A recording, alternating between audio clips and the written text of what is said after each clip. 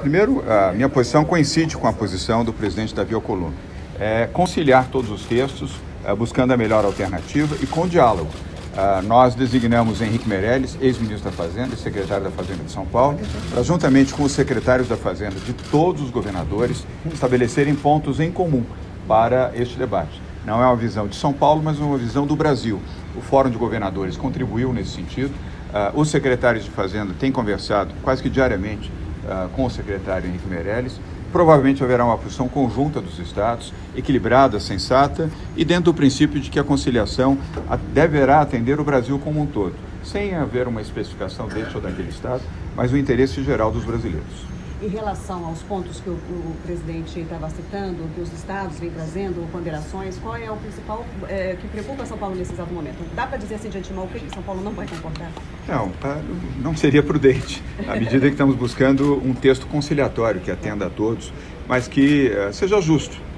Temos 46 milhões de brasileiros vivendo em São Paulo, é preciso ter um olhar e uma consideração a esses brasileiros que ali vivem. São Paulo é parte da federação, não é um país independente do Brasil. É um país que, aliás, contribui muito para o Brasil do ponto de vista fiscal, do ponto de vista da estabilidade, do ponto de vista da democracia.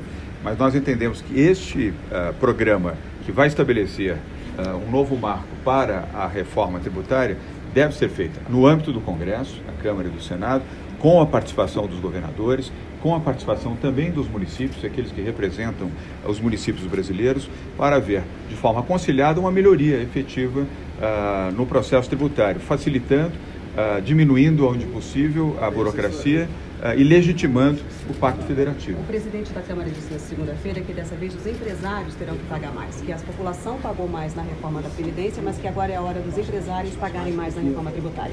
O senhor concorda com essa posição? Bem, eu concordo que nós temos que analisar, estudar e debater isso no âmbito do Congresso Nacional. Nós respeitamos o Poder Legislativo exatamente pela sua diversidade e, sobretudo, pela sua legitimidade, seja na Câmara, seja no Senado. Então, vamos ao debate nas câmaras específicas e nas comissões que vão analisar e deliberar sobre isso. Sobre o Estado de São Paulo, especificamente, perdão, você quer fazer uma...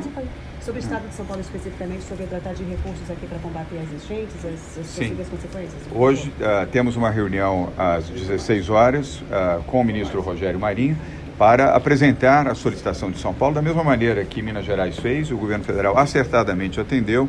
Eu tenho certeza de que o governo federal olhará e deliberará positivamente com a liberação de recursos da ordem de 350 milhões para os piscinões em São Paulo. A justiça se faz olhando o Brasil como uma federação e não para uns sim, para outros não.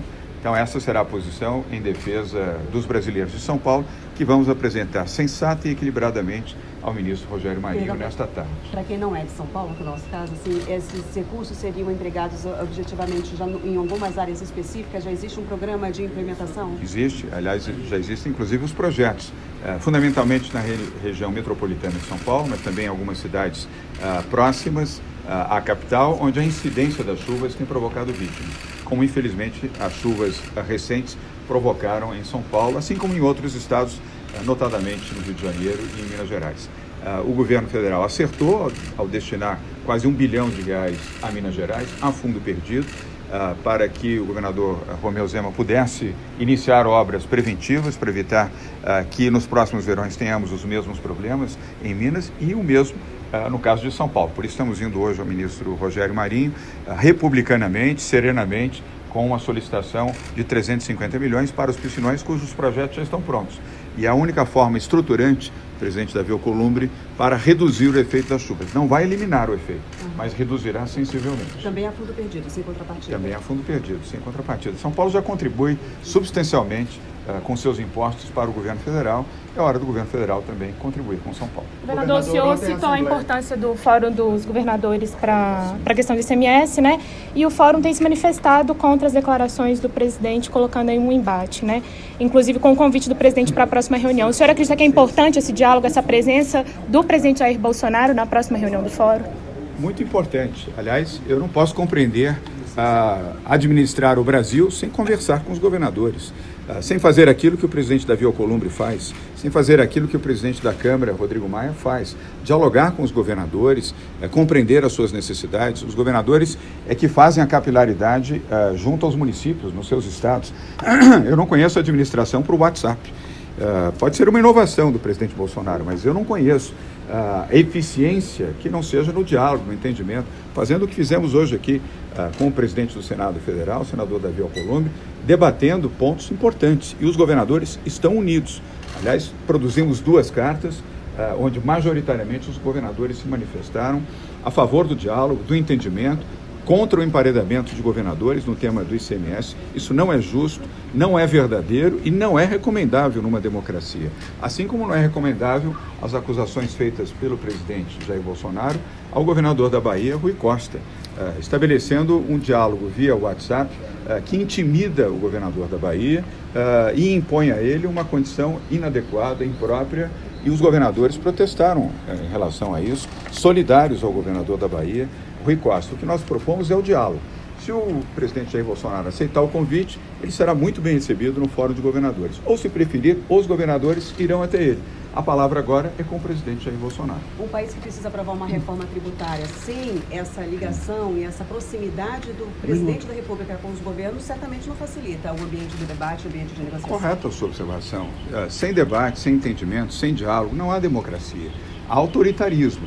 E não é isso que milhões de brasileiros que foram às urnas em 2018 desejam do país. Ninguém deseja um governo autoritário, um país autoritário. Nós desejamos um país que respeita a democracia.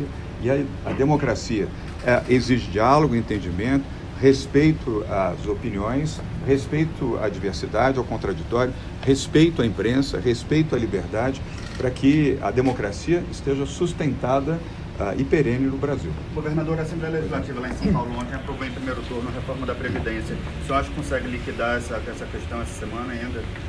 Estamos otimistas. Provavelmente antes do Carnaval já teremos em segundo turno a aprovação da reforma da Previdência. Ontem fizemos os votos necessários para a sua aprovação rapidamente, portanto, em menos de 24 horas ela teve seu primeiro turno. A votação e a aprovação. Estamos confiantes que até sexta-feira teremos a aprovação final e a reforma da Previdência vai proporcionar uma economia de 58 bilhões de reais aos cofres públicos de São Paulo, permitindo que esses recursos sejam destinados fundamentalmente para educação, saúde, saneamento, infraestrutura e segurança pública. Lista que foi injustamente ofendida pelo presidente da República. Eu sou jornalista também, mas sou cidadão, sou brasileiro e sou um defensor da democracia. Sou filho de um deputado caçado pelo golpe militar de 64. Aprendi o que é a democracia com a dor que meu pai viveu no exílio e eu vivi com ele também. Não há democracia sem respeito à imprensa. Desrespeitar a imprensa é afrontar a democracia. Desrespeitar uma mulher jornalista é desrespeitar a sensibilidade que cabe a um cidadão e principalmente a um dirigente da nação em relação a uma jornalista mulher. Me solidarizei de imediato em São Paulo, assim como os demais governadores também, e eu espero que esse fato não se repita. Essa escalada de agressões à imprensa e a jornalistas não contribui para o debate democrático, não contribui para a pacificação do Brasil, coloca o presidente Bolsonaro dentro de um patamar que não lhe confere a respeitabilidade que ele deve ter na condição de mandatário do país. Obrigado. Obrigada.